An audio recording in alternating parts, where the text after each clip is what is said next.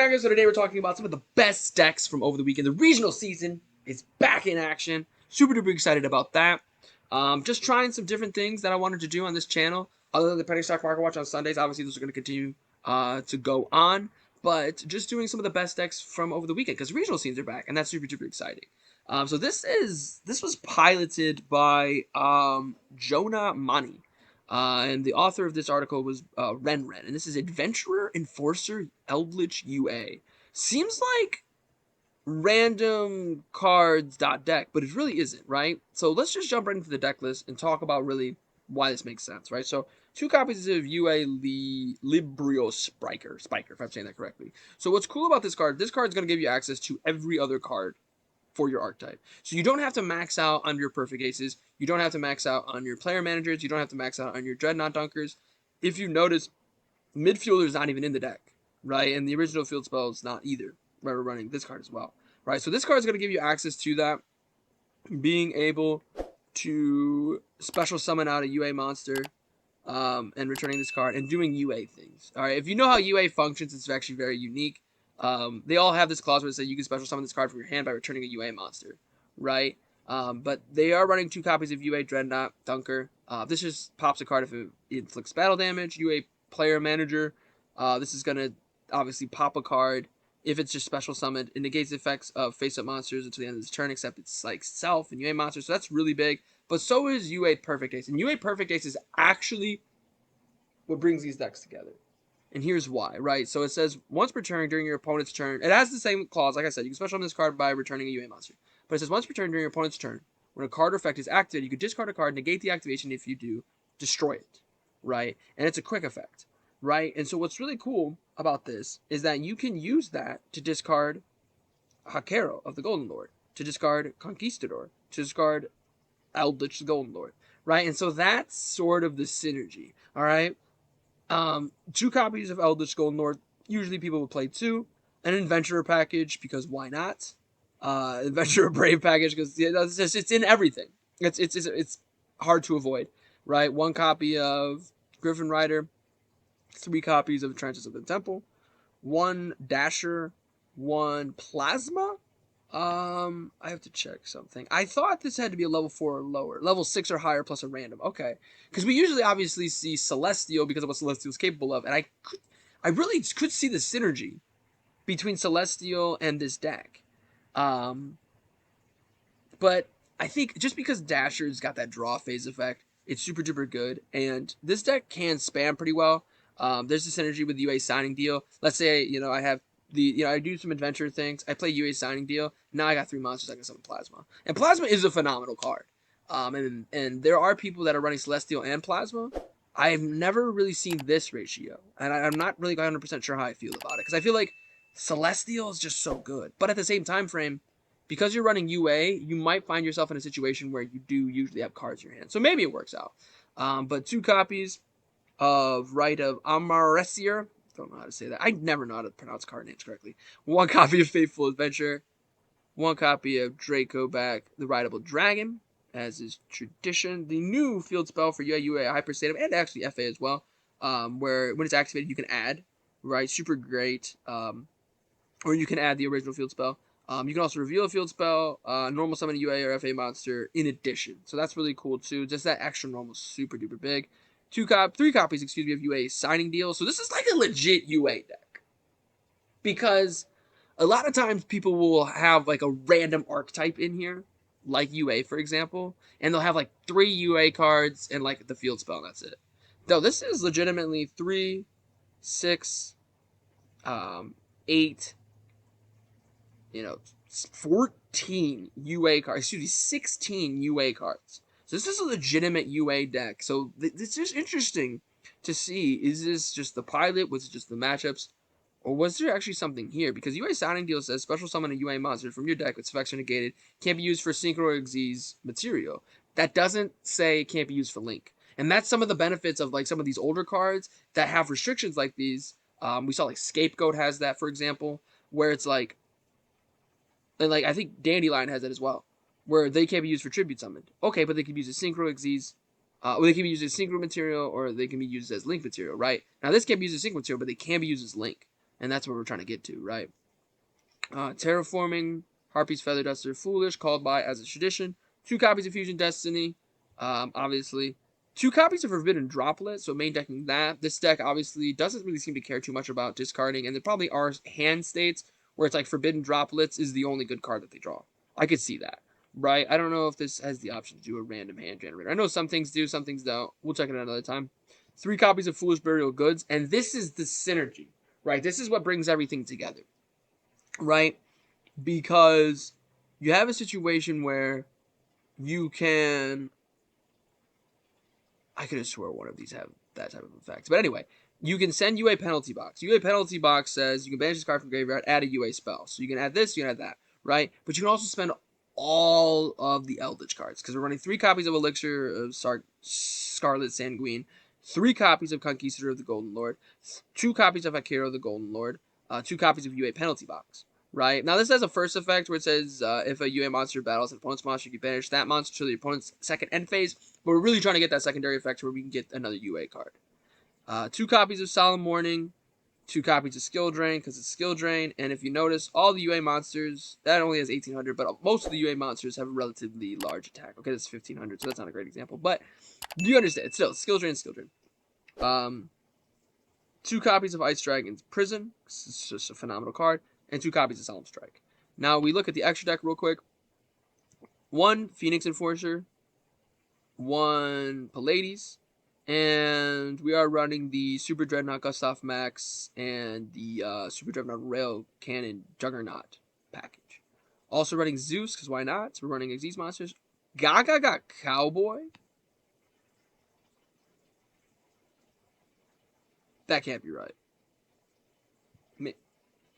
I might just be missing something. I don't think this deck can make Gaga Cowboy. Okay. You guys let me know in the comments down below how they make Gaga Cowboy or Abyss Dweller. Because all of these are level 5. These are level 5 monsters. Level 3. Maybe I'm just overthinking it. Maybe they have a way to reduce levels. I don't know. You guys can let me know how these 2 cards get made in this deck. Because I genuinely don't know. 1 copy of Predaplant Verite Anaconda, obviously. 1 copy of Lynn, the Light Charmer Illustrious. I talked about this on the Market Watch because the dark one of this deck card is super popular. They all do that, though. They all say you can target 1 light monster in your opponent's graveyard, special summon it to a card the zone points to. The fire one says fire monsters, the earth one says earth monsters, and the dark one says dark monsters. So it's just something to keep in mind. If you have room, they're not horrible. We're seeing the Boral Sword Dragon instead of Access Code Talker, and Access Code Talker's cheapest version's like, I think like 60, 70 bucks still, maybe 50. I don't know. I haven't looked at the gold version in a while. And Boral Sword is under $10. So it's a completely cheaper option. And that's the biggest thing with UA, right? I don't think we're going to find a single UA card over. It's 5 cents, 9 cents, 4 cents, 16 cents, 10 cents. Such a cheap package to be running here. Then Boral Low Dragon as well. Also running the Water Charmer Genty as well, because you have the Adventurer package in there. 1 Link Spider because of the token. Is there... How did they make the Link Spider? Oh, these are normal monsters. Yeah, obviously. Took me a second. I overthought that one. 1 Nightmare Phoenix and Nightmare Unicorn. So still running the Nightmare Unicorn even without the IP Masquerada. It's just interesting that this is a relatively budget deck. I mean, I know we see skill drains in here. And I know we see that the Adventurer package is in here. Phoenix Enforcer is in here. So, but it's like, if you are... This is what this kind of looks like. It reminds me of it. If you already had it. Like, clearly, Jonah Mounty already had a lot of these cards available. So... he's just like, let's try with UA. For this side deck, we're talking about 3 copies of Lava Golem, 3 copies of Twin Twisters, 3 copies of There Can Only Be One, 3 copies of Solemn Judgment, 3 copies of Evenly Matched. The only thing I really want to say about this side deck, There Can Only Be One, absolutely phenomenal. A lot of the UA monsters are warriors, and by a lot, I mean all of them, but it's very rare that they share a field together, right? So I think this is a warrior as well. But, like, there can only be one. It comes up a lot. And if there can only be one somebody, sure, you lose your perfect ace or you lose your Phoenix Enforcer, but your opponent gets really messed up, right? So this is Adventurer, Enforcer, Eldritch, UA. Let me know how you guys think about it in the comments down below. We got Dinosaur FTK deck, and this was piloted by Tristan Hernandez. This was the next two were both from the Philadelphia regional. And I heard there was a lot of people. I think it was like over 600 people. This is also by Ren. I just want to let you guys know about that. And this is just your standard Dino FTK. The thing is, when it comes about dinosaurs, I don't know if we're ever going to see situations where dinosaurs aren't relevant. There's just so many great cards, right? So we're talking about 1 copy of Ultimate Conductor Tyranno, because it is searchable, 3 copies of Anamandord Archosaur, 3 copies of Baby Ceratosaurus, 1 copy of the Dinomorphia Treza. I think I said that right. Just main decking 2 copies of Dogaran, 2 copies of Petite Daron, if I said that correctly. 3 copies of Scrap Raptor, obviously. 1 copy of the Scrap Chimera, 1 copy of the Scrap Golem, 3 Ash, 3 Oviraptor, 1 Miscellaneous Ceratosaurus, because RIP, 1 Pankotops, because RIP, and 1 True King Lithosgasm, the Disaster, because RIP. That's the crazy thing, right? This deck has evolved into a way where this card is at 1, this card is at 1, this card is at 1, this card is at 1, and this deck is still topping. It's the top 8. Yeah, so this deck is still getting tops, right? As we do see called by Terraforming and Set Rotation are all in here. Dragonic Diagram is the secondary target. And they're main decking the Token Collector, which I find to be very, very interesting. I don't think Sword Soul is that big of an issue to where you have to be main decking Token Collector. But maybe it's just a bad matchup. Or maybe there's something I'm just missing. I would never want to say that, like, I know, like, this was a bad card, this is a good card, because there could be something I'm just missing, or a bad matchup that this deck loses to and Token Collector beats. 3 Lost World, 3 Fossil Dig, 1 Double Evolution Pill, and 1 Dinomorphia Shell. Interestingly enough. And then, that's it for the main deck. So for the extra deck, Allied Justice Catastor. Interesting. I will say this about this card. It is kind of hard. Like, obviously, if you're able to just out it, like, by popping it or different things like that. But if... A lot of times what ends up happening is, like, in a very simplified game state, this card is still really, really solid. Borlo Salvage Dragon. 1 copy of Geomathematic Magma. 1 copy of Phantasm Lord Ultimatia Bishbalkin. 1 copy of Appaloosa, Saryuja. Like, I appreciate what this card has done for the game. It's time to go, though. Right? Like, it's time to go. 1 copy of Scrap Wyvern. 1 copy of Nightmare Cerberus. We don't usually see this card actually too often, but I like it. You know what I mean? I like what this card can do. 1 copy of Generator, Transverser. 1 copy of Linkribo. 1 copy of just Dolka. Just making sure that it's the monster irrigation. Okay, makes sense. And then 1 copy of Chronomaly Meku Mech. Absolutely crazy. This card this happens to this card all the time. And I could very easily see this card end up getting banned, because this card does end up in weird decks like this a lot. 1 copy of Baguska, it's the best generic rank 4, and 1 copy of number 60 Durgaris, the Timeless, also actually really phenomenal generic rank 4. For the side deck, 3 Lancias, 3 Nibirus, 2 Ghosts, Ogres, 2 Drolls, 3 Cosmics, Harpies, and a red reboot. So we really, really hate back row. And that's the interesting thing too about this deck. Obviously, you're trying to FTK, right? It's Dinosaur FTK, right? But it is still dinosaurs. You do still have OTK potential going second. There's still a lot of big, powerful moves that this deck can make going second. So, interesting deck here. Top 8. Shout out to Tristan Hernandez. Let me know what you guys think in the comments down below about that deck. And then finally, this was piloted by Peter Lausier. Sorry if I butchered that. And there's a YouTube channel. We'll go ahead and make sure check out who that is real quick. Ozone TCG is the person who did that, and this is once again the articles by Renren. Right, like I said, just cite as many sources as possible. So 60 cards, Cybers, shenanigans. I mean, not really too big of a surprise here. Cybers Gadget and 3 copies of Cybers Gadget, 3 copies of Firewall Guardian. Just generically, because there's a lot of Dotscaper as well. 3 copies of Dotscaper. There's a lot of generic spam in Cybers. Just the way the archetype, just the way the type has been designed. So it's not a surprise that there's 9 random Cybers cards in here, because they're not random. You know, this is going to give you that extra normal summon, or this is going to give you that special summon, excuse me. This is going to go ahead and give you an extra summon in itself.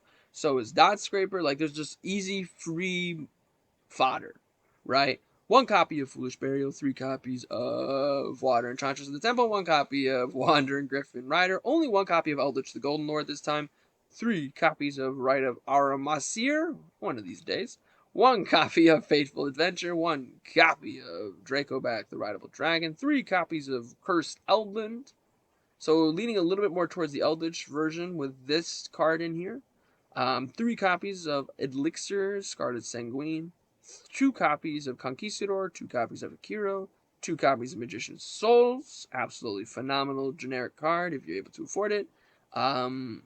Yeah, jeez, still a special card. 2 copies of Illusion of Chaos, because why not? 1 Dasher, 1 Celestial this time. 2 copies of Preparation of Rites, 2 copies of Fusion Destiny, 1 Artifact Scythe, because we can. 3 copies of Ash Blossom and Joy Springs, 1 Artifact Lancia, because it's another target.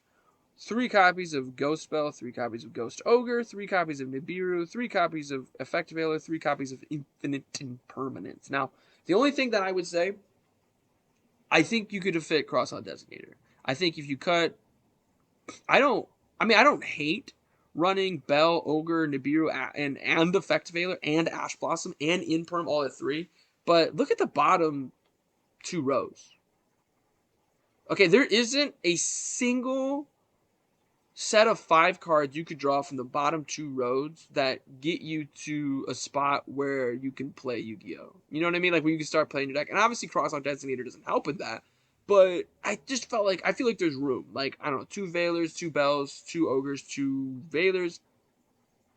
And you could probably run Crossout Designator if you have it, right? But at the end of the day, Peter Lazar did get a top 8. And the only reason I brought out Crossout Designator in the first place is because it's a 60-card deck. So 60-card deck, because my issue with Crossout Designator is you draw instead of your combo pieces, but you're less likely to draw it in a 60-card deck. But you can use that exact same argument against what I was just saying, right? Because these are the first 40 cards, and these are the next 20 cards.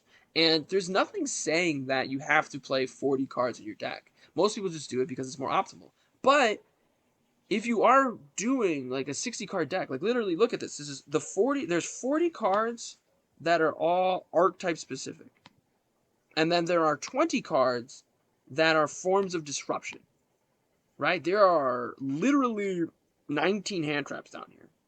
But you could do that when you're running a 60-card deck. Because yes, there are no 5-card combinations of these 20 cards that are going to net you a combo. But who cares? It's not likely that you're going to draw a 5-card combination from this. So, kind of going back and forth here. Like I said, I never want to say that this deck was built wrong or right. I'm just giving my 2 cents on the deck, right? As far as the extra deck is concerned, Wandagda, there he is again. 2 copies of Predator Plant Verity Anaconda. All of these 3 could be banned and I wouldn't be upset about it. Like, Scythe has been an issue for a while, but at least like you had to run Sanctum to make him an issue. Now you just need 2 generic monsters with different names. Now you just need a monster tuner. It's just these 3 probably need to get banned. 1 copy of Nightmare Unicorn, alternate art. 1 copy of the Dark Charmer Gloomy. 1 copy of the light version of the same card, Lena, the Light Charmer. 1 copy of Link Spider. 1 copy of Link Guribo, excuse me. 1 copy of Link Devotee, because we are running Cybers Monsters, so we do have access to this card. And it's a very phenomenal card. Actually, we're running 2 copies of it, excuse me. 1 copy of Link Disciple. 1 Access Go Talker, because it's Cybers. Um, one copy of Celine, and one copy of Phoenix Enforcer. I don't really disagree with the extra deck, and like I said, not only do Cybers have a lot of cards like this, but the Link monsters for Cybers are really stupid good. But it's just the problem with most of the Link monsters for Cybers is that they require Cybers monsters. But if your deck's already running them, because you're running a 60 card deck and you can, you're kind of in a great spot. So I really like this list. Actually, 3 copies of Artifact Sanctum, 3 copies of Artifact Lancia, 3 copies of Ghost Reaper, and Winter Cherries. I mean, Dagda and Phoenix Enforcer are kind of the biggest, and Access Code Talker. Like, those are kind of the biggest issues. Like, you're kind of, if you're saying the Ghost Reaper targets are Phoenix Enforcer, Access Code Talker, and then these 3, that's kind of amazing. Like, what else are you really afraid of? If you're able to get rid of the Phoenix Enforcer, the Access Code Talker, or the Anaconda, or the Halki, or the Dagda, what are you really afraid of? Right? 3 Gamma, 1 Driver, 3 Lightning Storm as well. And that's it for this deck, piloted once again by Peter Laziar. So let me know what you guys think. Which crazy cool decks do you guys have? Feel free to submit that or comment that down below. I can put my email in the description so we can go from there. But let me know what you guys think in those comments down below about these decks. Make sure you guys click that like button, show your support for the channel, subscribe for even more content. But most importantly of all, have a good day.